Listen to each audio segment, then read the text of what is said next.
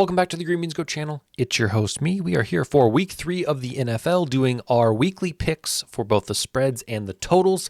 And as always, I like to warn you guys that NFL is hard to beat, and I do my best to give you guys every edge and piece of value possible. But, there's a reason that Vegas is in business. So I will always tell you the confidence I have. I will always warn you of places I think there are value and places where there's just simply not. But at the end of the day, you should use yourself and trust yourself with your own money if you do choose to bet on these more than you trust a guy on the internet who hasn't even showered today. That's right. But I will track every play, and I will tell you how we are doing with full transparency and full honesty. I also rank them every single week in terms of my confidence level. And I actually had somebody reach out and said, well, how many units do you suggest based on your color coding? Great question. For green, I would recommend a unit. All right. For yellow, maybe a half unit if you also like to play. And red, I don't have any confidence in a red pick. So, it's just if I was forced to pick a side, that would be the side I picked. Maybe don't bet it at all. But again, it's up to you guys. Extra most bestest picks or my best bets of the week. If you want to go up to 1.5 units, then that would be maybe something that I would suggest. So let's look at last week. We did pretty darn well for as much of a bloodbath as it was for favorites.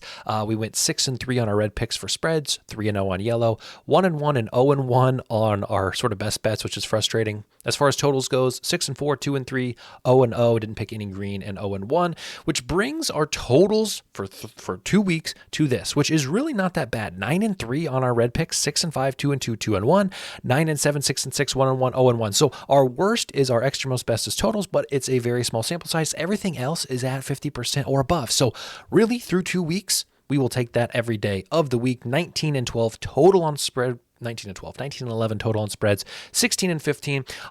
I also had somebody reach out and say, can you chapter these? So if you look down below, I have chaptered out this video so that you can jump to a specific game if you would like to. But hopefully you're watching it all. Let's talk about Thursday, a game that I'm not excited for. Just simply not interested in watching these two teams play. If I had to go with a side, I would take the Patriots plus 6.5 because of how their defense has been playing, and similar for that same reason, under 38.5. I think the Patriots have played 2 games low and tight. They seem to have a pretty vanilla offense, but one that has been able to move the ball steadily. Don't make a lot of big plays, but has kind of had possession a lot of the games against Cincinnati and against Seattle. The Jets just look out of sync. Obviously, starting across the country in Santa Clara against the 49ers week 1 is not a great place to begin your season, but then going to Tennessee, they didn't look great last week either. Their running is their best feature, which is crazy with an offense led by Aaron Rodgers and Garrett Wilson. But maybe this week they turn it around. I just don't think this is the matchup to turn it around. So I would favor the underdogs here, and I would like the under as well. Both are medium confidence plays. Moving on to Sunday at 1, we have the Giants and the Browns, another game that most people probably are not interested in. I don't know what to do with this Giants team. They have become a laughingstock, and maybe already were a laughingstock. Daniel Jones is just the meme guy on Twitter. There are no highlights of him posted. It's just completely all memes. I would take the Browns -6, and I would also take the under. I would not be surprised if this is a 20-3 game, but again, these two teams are a little bit tough for me to break down just because of how bad specifically the Giants are, and even the Browns week 1 didn't look great, but they rebounded last week, which we predicted, so we will take that. Sunday at 1, we have the Packers and the Titans. I'm shocked. I'm truly shocked that the Packers are the underdog here. I know that they don't have Jordan Love, although he did practice today, so if you think he's going to play, which I don't, I think it's smoke and mirrors, maybe like the 2.5 especially. I like that 2.5 even with Malik Willis, and I like the over, but with low confidence. Again, I'm shocked that this team's the underdog, and I wouldn't mind if you wanted to tease this to 8.5, a 6-point teaser. Maybe you throw it in with something else. I don't necessarily love parlays, but it is an option here. I know you guys sometimes do that. That's fine. The defense has been night and day between giving up 30 to Philadelphia and then not allowing the Colts to do anything. But I'm confused what the Titans have done to deserve a 2.5-point spread in their favor. They did not look good against the Bears, especially in the second half. They looked fine in the first half, and they did not look good against the Jets. So I just think the Packers are a fairly complete team, even without Jordan Love. And I think they'll find a way to cover that 2.5. So that is my pick for Sunday's game.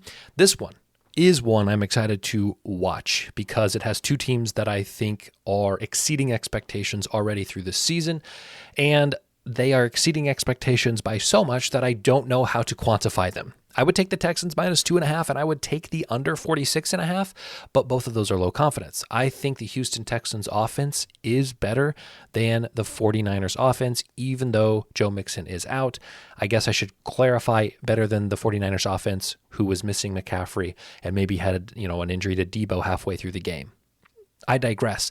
The Vikings do have an injury with Justin Jefferson, their best playmaker, but it looks like he should be able to play this weekend. They did have the huge win last week. I don't know if this is a letdown spot, if you believe in letdown spots, which is why there's no confidence here.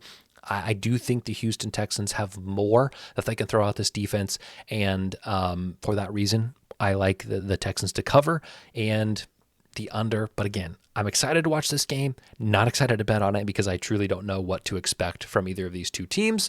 This game is interesting.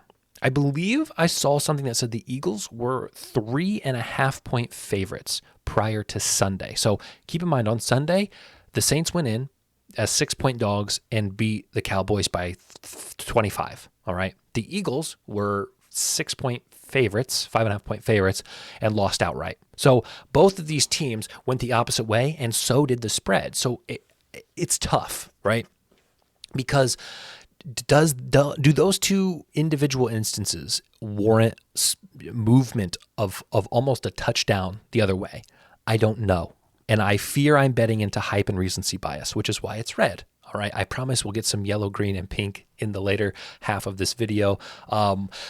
So yeah, I would take the Saints -2.5. I would take the under. I'm not necessarily worried about the loss last week, but I am worried about them being in a situation to lose. What do I mean by that? The fact that they lost doesn't really bother me because they lost on a stupid call, but the fact that the game was so close, a stupid call that they made, not a ref call, a stupid call, a playmaking call, but the fact that the game was that tight against the Falcons, a team that I have been outspoken about being poor, that's what worries me about this team. So this feels like an Eagles team that's going to play to their level of their opponent, and I don't know if they have the defense to play to the level that we've seen the Saints defense play. So that is the reason I am on these two sides.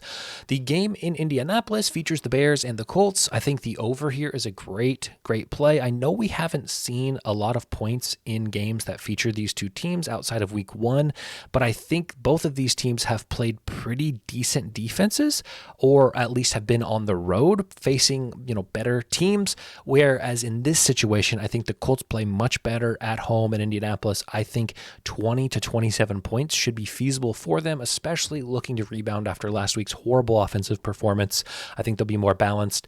I know the Bears don't look great, but hopefully they get Keenan Allen back. I would expect them to maybe get DeAndre Swift in the run game involved a little more, which is something we have not seen. So I do like the over, and I truly do like the Colts to recover here and win this game by 1.5. But again, it's red, no confidence in them. This game in Pittsburgh is tough, also tough, because I'm not sure what the Chargers are right now. They beat the Raiders and they beat the Panthers. And I know you can say, well, the Raiders just beat Baltimore. So I get it. All right. What do we know about the Raiders, right? They have a crazy heavy focus on the run. Their running backs are just being ran dry. Okay, Gus Edwards and J.K. Dobbins both, I think, had 60 to 80 to 100 yards last week and did the prior week as well, like 15 carries each. That's just what Harbaugh likes to do. My question is, what if Pittsburgh, a team that we've seen play pretty well, albeit against the Falcons and the Broncos, what if they stop that run? What if in the first quarter they don't allow a rush over 3 or 4 yards? Second quarter, they don't allow a rush over 4 or 5 yards. And now the Chargers are down 10-0, and they feel this pressure that they got to start catching up, and they do that by throwing, which they haven't had to do all year, right? So I think this is a really tough game to handicap. I like the under a little bit more than I like the spread, but I do think the Chargers find a way to hang around and cover the +1.5. I have not seen enough from the Steelers offense to trust that they can put up the points needed to take this game and run away with it. This could be a last-second field goal type game. My money would be on the Chargers hitting it, but again, no confidence in that whatsoever. That's my takes on that. Sunday, 1 o'clock, is Tampa Bay and Denver. Denver has shown me nothing, and Tampa Bay has shown me everything. Okay, not quite, but their win last week was very impressive. going to Detroit and getting that done. I think this is a very easy matchup at home, and as long as they are prepared and not just overlooking what looks to be a weak opponent, they should cover that by a touchdown.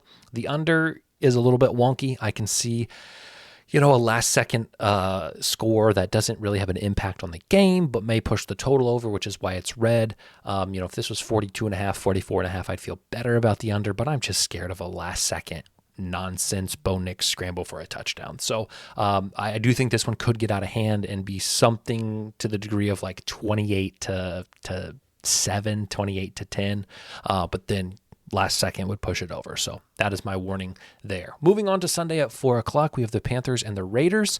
And the Panthers are starting the Red Rocket, Andy Dalton. And at this rate, this team may be relegated to the XFL next season. This team looks bad.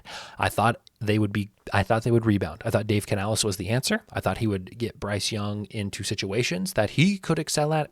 Not been the case through 2 weeks.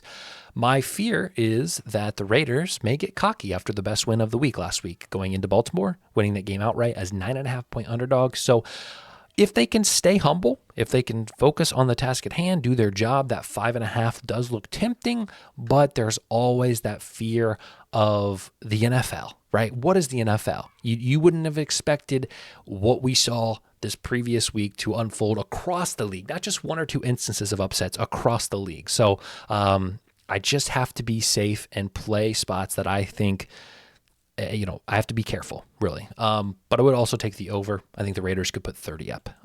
Sunday at 4 o'clock, okay, guys.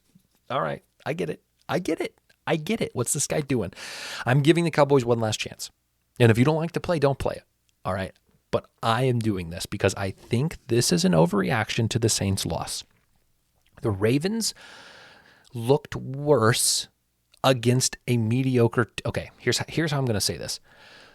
The Ravens played a mediocre team and lost at home. Dallas played a team that people thought was mediocre, but I think really has potential and lost. Also at home. So I think the Ravens' loss was worse than Dallas's loss, and you're giving me Dallas as a home dog, a place where over the course of Dak's career, he has excelled. So I like Dallas outright on the money line as the underdog in this game.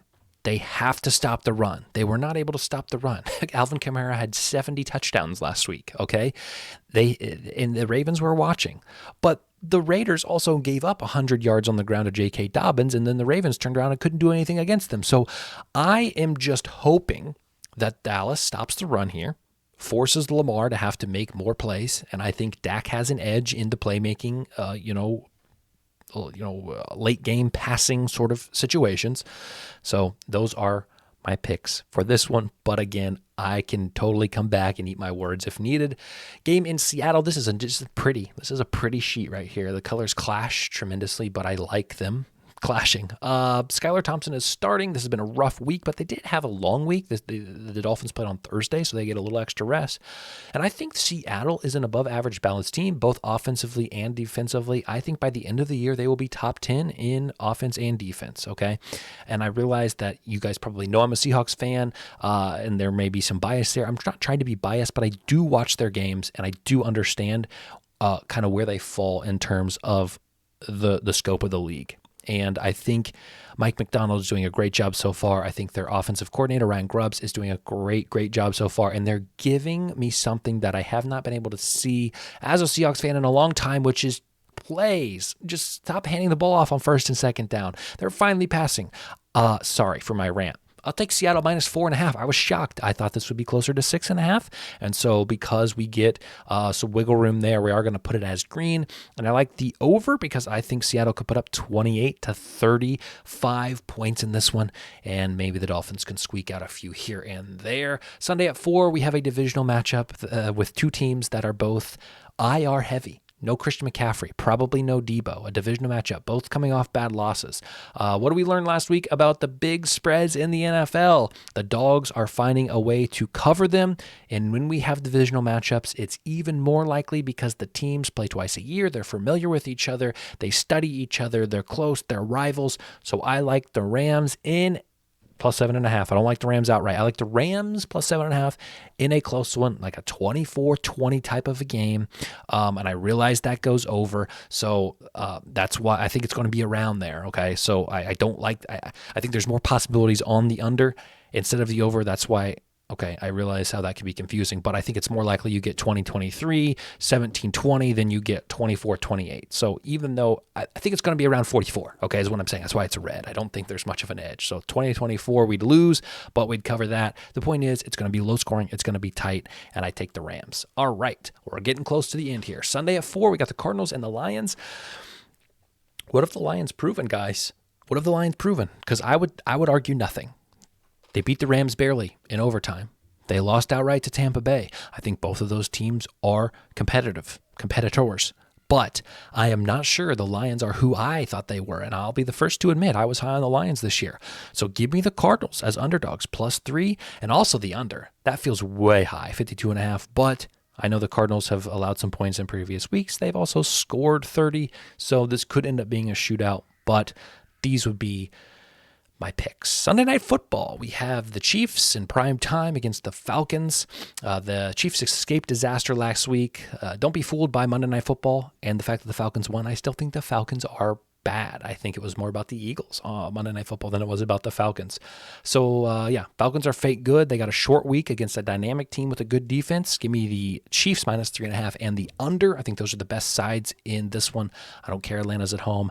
I just think those are the correct sides. And on Monday night, we have 2 games this week. Don't be fooled, guys. We got a 7:30 and an 8 o'clock. All right, so lock in, and you see it. An extra most bestest pick of the week. Bills -4.5, another one that feels too low. They get an extra few days rest against an ice cold. I put divisional. I don't know why. They're not in the same division, so forgive me. Conference foe. This reeks of a bloodbath. Okay, I think this could be like a 35-17 type game. I think this could get ugly quick. The Jags' offense looks broken. Their defense looks fine. But I think the dynamic aspects that the Bills have on offense, the ability to run, the ability for their quarterback to run, the wide receivers that they have, which nobody talks about, but I think they are playmakers.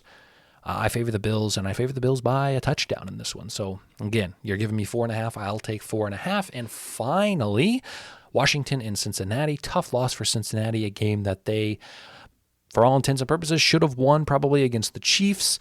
I think this one will be very similar to the Rams and 49ers, a tight game with low-scoring points.